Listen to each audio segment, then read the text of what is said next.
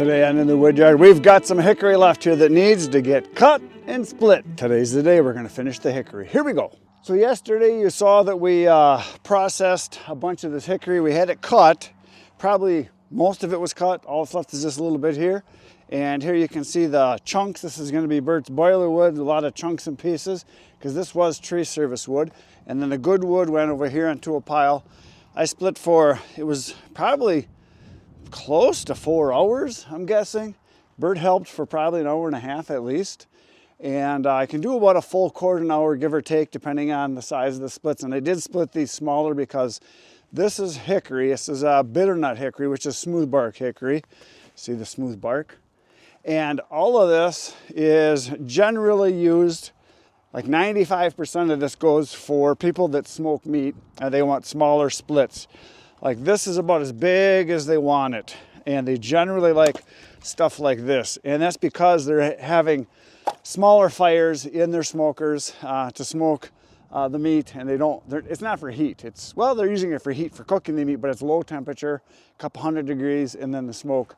So that's what this will be used for. So right now in this pile, I'm gonna guess there's 3.5 full cords here, give or take. Could be 4, I don't know.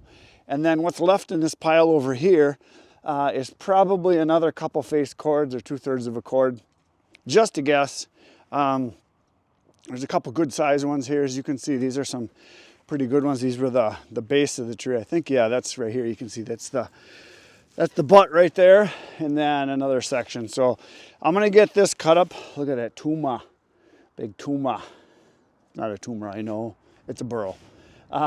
And no, I'm not gonna save it. I don't do wood turning. I'm not a woodworker. I sell firewood. But guys ask me all the time, oh, you should save that. There's a big market for that. Well, if there's a big market, tell me about it. I've sold a few, ever. So I'm gonna get this cut up, and then we're gonna do the splitting. And the first thing I'm going to do is sharpen up my saw. Now I'm gonna use the big boy. I'm gonna use the well, not the biggest boy. I've got 3120. We have a couple of those, but I'm not using those. I'm going to use the 592, and I just got it out, put it on the tailgate of my truck, and I did find out that the chain is getting down there. It's a little more than halfway gone. So it's kind of at the end of its life, but I think I can get one more sharpening out of it. It does need to be sharpened. It's not terrible, but it's also not great. So I'm going to sharpen it up, and then we're going to get to cutting. And I think one tank should do it. I should be able to cut the whole thing with one tank. That's my plan anyway. Hopefully it works out that way. So for those of you that hadn't been around, this is the vise that we make. Burt makes these where he works. It's a little aluminum. It's machined aluminum with a stand. We put it on the board, and I do sell these on the channel. If you're interested, you can just email me. The link is in the description on my channel. If you look down below the heading, you'll see this in here. It's Chris in the Woodyard, all one word, @gmail.com. We do sell them if you're interested. Also, I'll be having these at most of the shows this year that I go to. I'll have this at the Firewood Frenzy. I will have it at the Ohio International Firewood Expo. I'll have it at Paul Bunyan Show. All the shows I go to. I hope to be at a lot of shows this year, and I'll have a few along with me. So if you see me at a show, you get this, and you get a big sticker. Not the little bitty weeny one. You're going to get a big sticker. And I usually carry along with me like half a dozen of them, because there's always people that want them but don't want me to ship them. They just want to get them. So I'll have them at the show. We sell them for 80 bucks. So there you go. If you want it, that's fine. If you don't, that's fine too. A lot of people don't realize this is all machined, and it's got the logo etched into it. So I have people that buy these just because they want to put them on their desk, which is to me kind of weird, but that's fine. But they work really good. It's just a real simple little vise, and it's attached to a board here like this, and the board's about 33, 34 inches, something like that. You can make it whatever size you want, but that just seems to work good for me. You can see how the saw sits on there. And I did put these little platform legs on it. It gives it more stabilization so it doesn't rock around on you. But we're gonna sharpen this up right now and then get to cutting. Okay, so I'm gonna sharpen this chain now, and I'm gonna go over this because I've gone over this lots of times, but there's a lot of people that haven't heard this because there's new people on the channel, and there's a lot of people that think you have to do the same thing the same way your whole life. You don't. Now, I used to hand file my chains all the time for like maybe, I don't know, 30 years, 35 years. I hand filed. So I can hand file just fine. But I'm older and smarter, well, a little smarter, not a lot, but I'm a lot older. Now I use a Dremel, and it is a Dremel 3000. I have 4 or 5 of these. I use the Oregon or Oregon or Oregon or Oregon, however you guys want to say it, don't care. Oregon, there they are. 7 32-second stone bits. You get a 3-pack for like $7. The stone on here lasts probably in the neighborhood of 5 to 7 sharpenings. Yes, it does narrow down. It gets to be narrower. I'll show you one right here.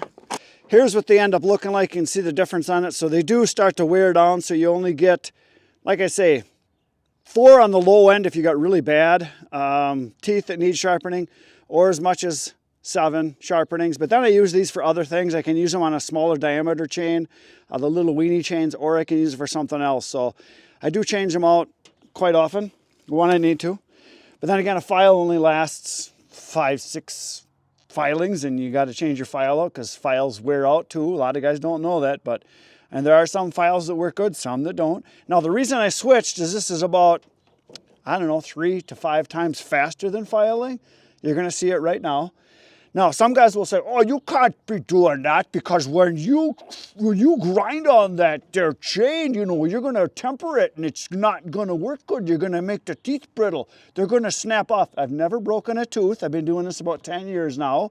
And if grinding changes the temper on the actual chain, how do they sharpen them at the factory? Tell me that. Do you think they got some guy hand filing every single chain? No, they use a grinder. Yes, a grinder. That's how they do it. And some guys then will say, oh, but when you get a new chain, it's not very sharp. You know, you need to hand file it to get a little sharper. Okay, touch it up a little bit then. Go ahead. This works just as good. I've sharpened both ways hundreds of times. Thousands probably. They both work just fine. Don't get it tempered, and it works great, and it's fast. And I'm not taking very much material off. Now, if you get a tooth, or a lot of teeth, and you hit a stone, or if you hit the ground, or if you hit cement, or you hit a rock, or you hit a nail, or you hit a fence, you're going to file for a long time to get that tooth or teeth back down to where your top plate is flat across, and you get a good tip on it, and you get a good, nice grind into the bottom of your gullet to get the gullet. This works great. Give it a try. You might like it. It'll save you a lot of time. I know a lot of people that I've talked to have switched, and they're like, oh my gosh, way easier, way faster. Now, if you can't hand file, if you suck at it, and you use, say, the 2-in-1 file, or you use a hand file but you don't get good results, try this. You might find out that you do a better job. You don't have to be as good with this as you do with this. But I know there's a lot of guys like, oh, you got to use a file. It's God said so in the Bible. No.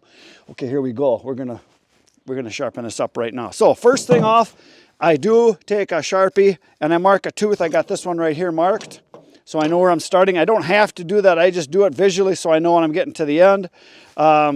I got the grinder. I wear safety glasses and I got cheaters on here so I can see up really close, and I can see it because my eyes aren't as good as they used to be. I also wear safety glasses because I like my eyes, and the stones can break up apart on you.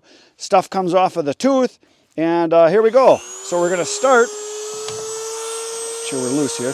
We're gonna start right on this tooth. This is how fast it goes. Now this is not a terrible chain as far as dullness, but this is how fast it goes. Done. Oh, that one was pretty bad. Now the teeth do not even get hot. I wear gloves because they're so sharp. I've cut myself lots of times. But this is how fast it goes, and I sharpen facing the chain, facing the bar, just like this. And I go left and right. Now there's a guide you can get for this, but you do not need it. All I do is I follow the witness line. I make sure I get that. And if I'm a half a degree off or 2 degrees off, don't care. It still cuts great. So now I'm sharpening this. I don't know if you guys are timing me. I'm not really trying to rush. I'm just doing what needs to be done. Oh, that tooth is really small.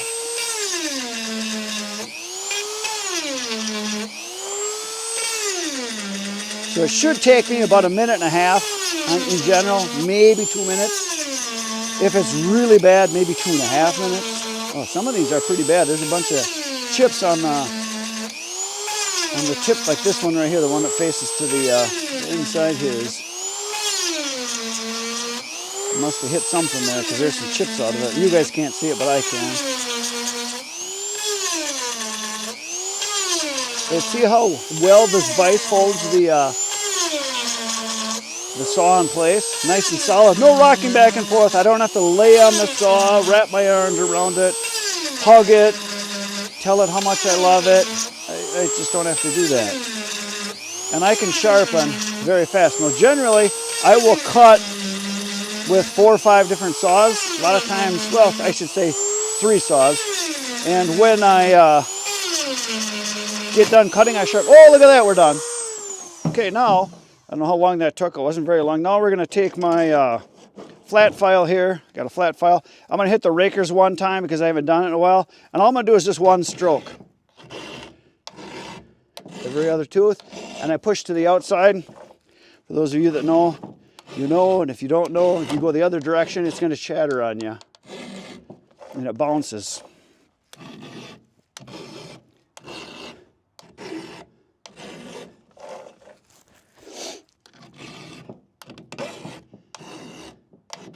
Whoopsie, slid right off of there.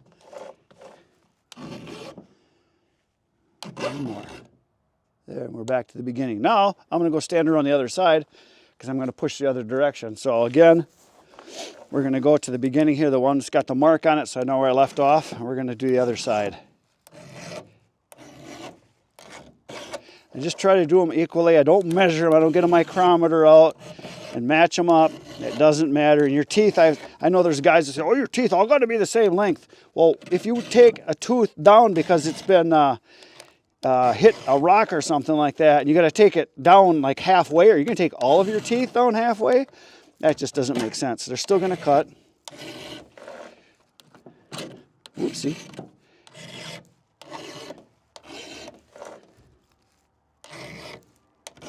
Done. There we go.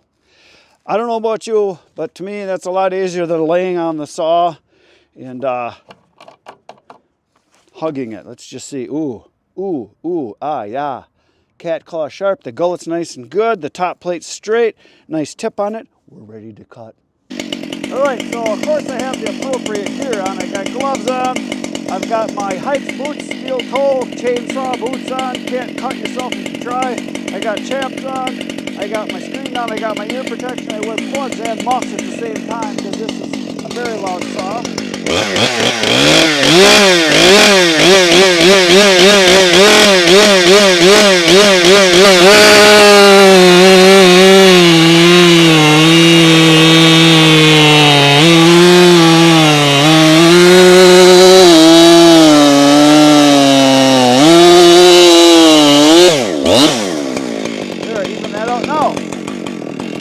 For those of you that haven't been around, this is how I measure my cuts. From here to here is 16 inches. This is a zip tie or a cable tie with tape on it. There's 2 of them in here just to stiffen it up a bit. And they're real expensive. This is like 6 cents or 7 cents, something like that. I don't know. But here's how I do it. I lay the saw, I look to the end and go, oh yeah, pretty close. Within a half an inch, I'm good. So, I'm going to move you guys just a smidge here. There you go. Okay, time to make noise.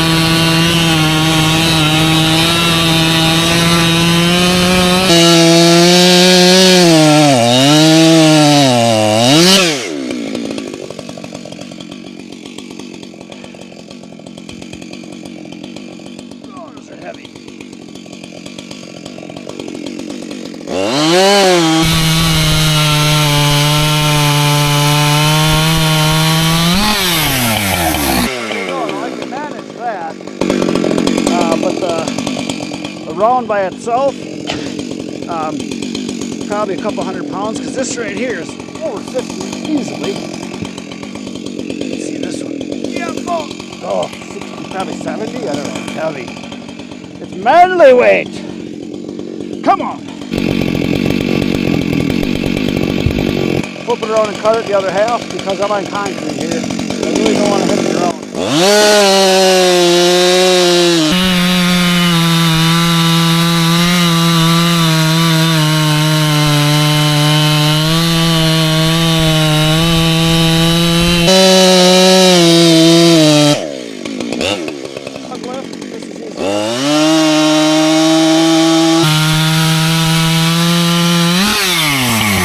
I don't know, it's just me, I'm weird that way, I guess. It's just as soon use the saw. I got a big saw. It cuts good, might as well use it. All right, I'm already sweating. Come on, baby.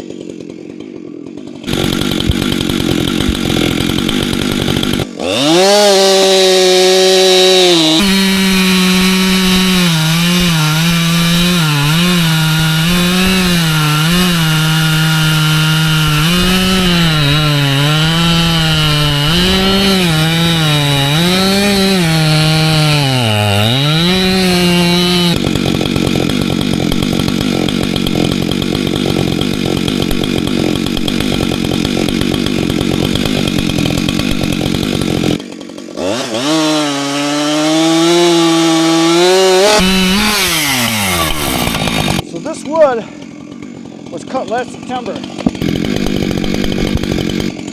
So this wood is 6 months old? Yeah, 6 months. Still soaking wet on the inside.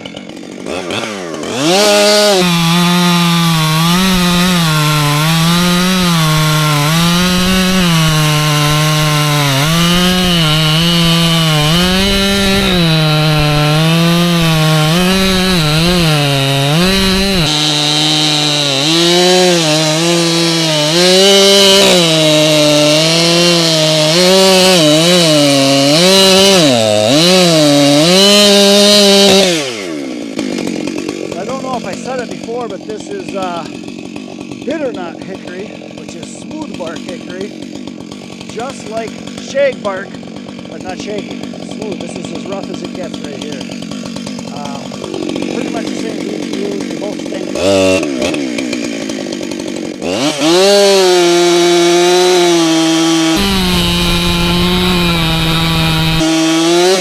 Something I want to point out I'm doing, if you look at where my knee and my hand and my elbow are, my forearm is resting completely on my knee, and the saw is up against my knee. I'm pushing with my leg. I'm not lifting with my arms other than lifting up with my left arm. Just like this. See that?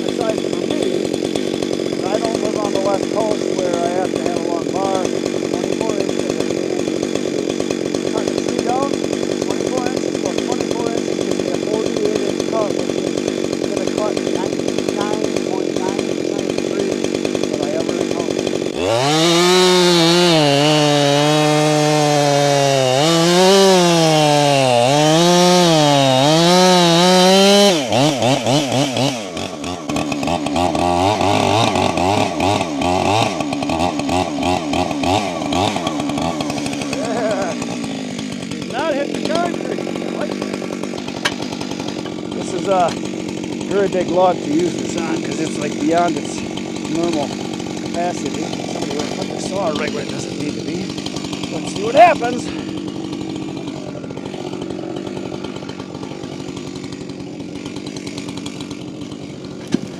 Here we go. She's over.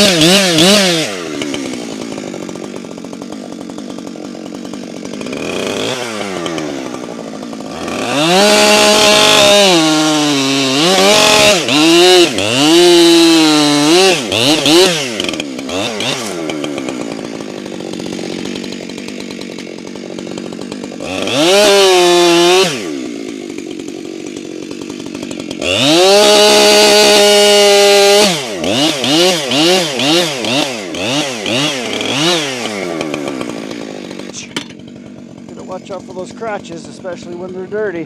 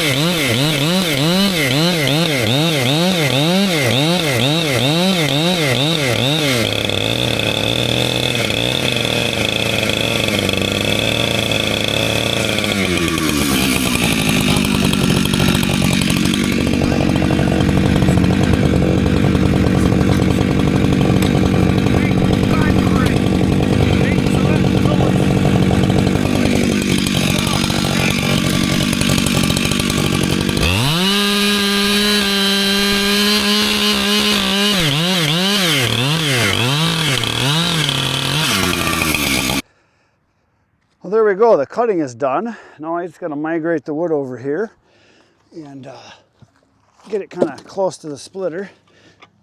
We can split. Throw these chunks over to the side because that is Burt wood, also known as boiler wood. That's what happens. A lot of people ask me, what do I do with all the cookies and chunks? Burt has a wood boiler he heats his house with, so he gets it all. And there's a lot of it. He's probably got 3 years worth of stuff. So I'm just gonna throw all this right up against here nice and close.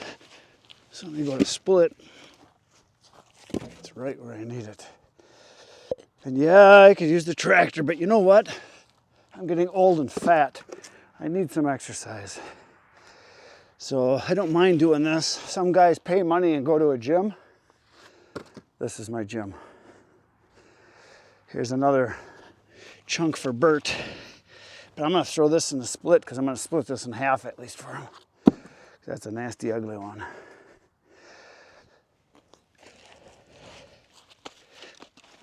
Whoa, this hickory is heavy stuff. Tell you what, especially when it's green, which is what this is, green, as in not dry.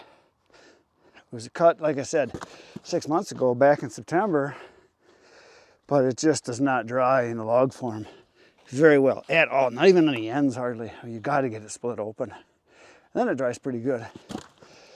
As good, if not better than oak, I think. This is the size pieces I like right here, these 8-10 inchers.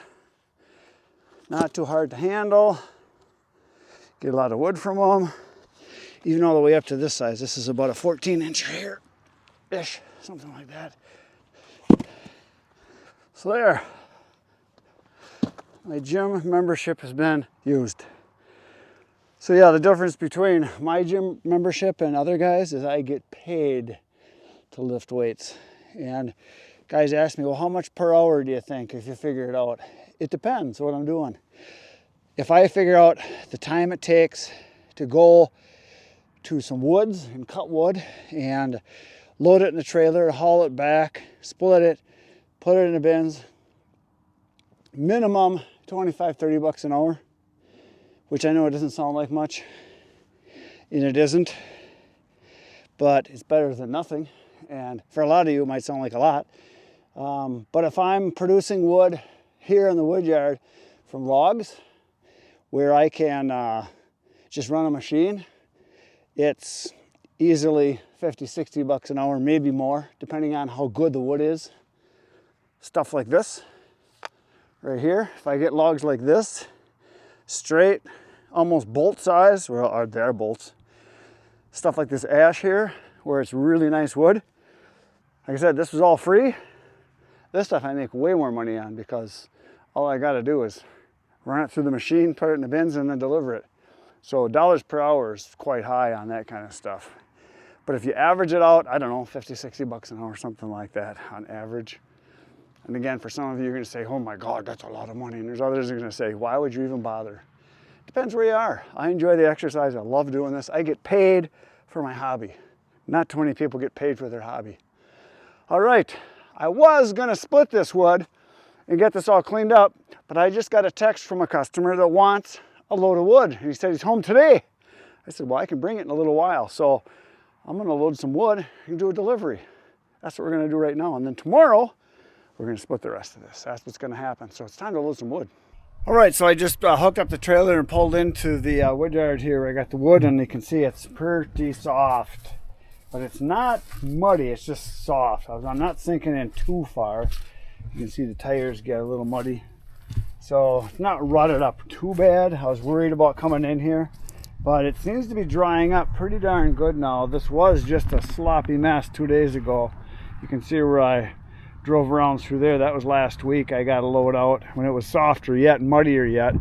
So I think I'll be okay. My plan is to pull right out and make the loop here because this is a little drier out here, but in between the bins it doesn't get as much wind and sun, so it's a little softer because I haven't ridden on this edge here. It hasn't even thawed out yet. This is still pretty hard right here because we've had some days in the 50s lately, and today it's, like I said, it's in the 40s or so. So this guy wanted oak.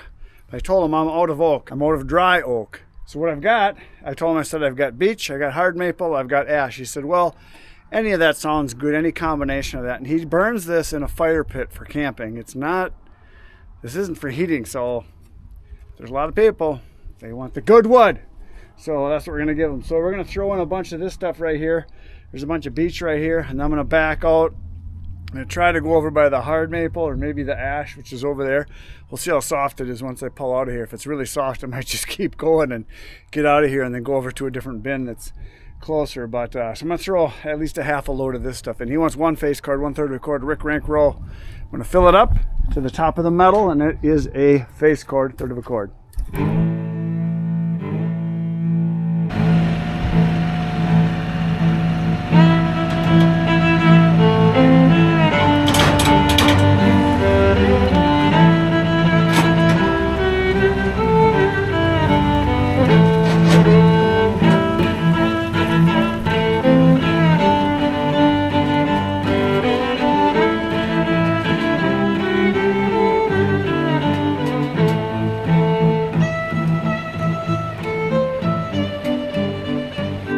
Got it pulled out. Everything was good. It wasn't bad at all right through here. And as soon as I hit this corner, it just did this.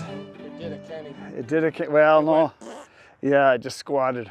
As soon as the front tires hit right here, I felt the whole front end sink about a foot. And I thought, oh crap. The only spot where the snow is melting away yet.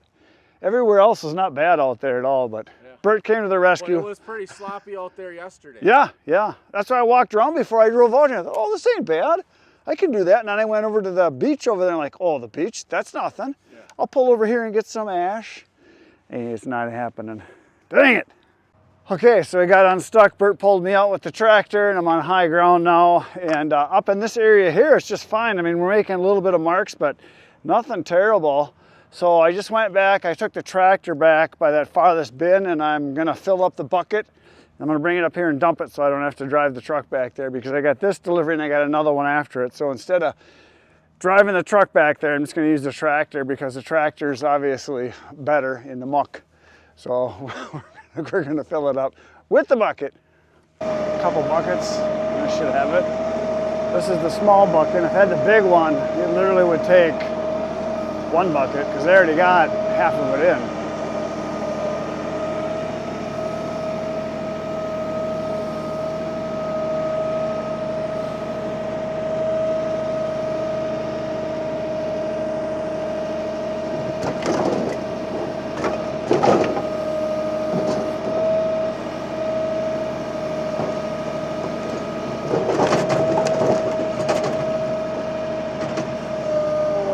I'm gonna go get another bucket. Be right back. Coming up with, hopefully this will be enough. It should be.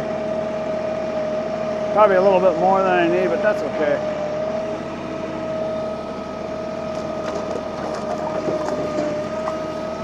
Oh yeah, that's more than I need.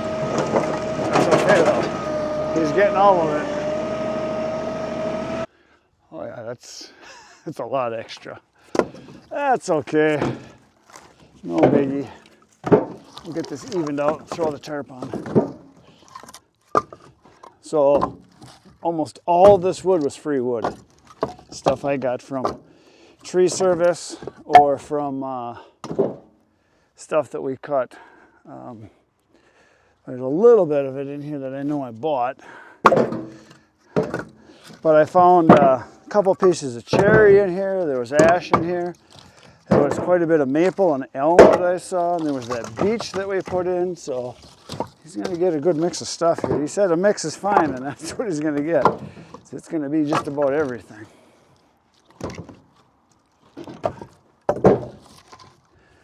Well, this might be a half of a full cord, actually, which is about 50% more than he's paying for. That's okay.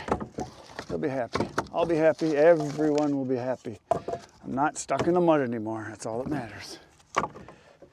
I'm not going to get stuck in the mud again today. Maybe some other day.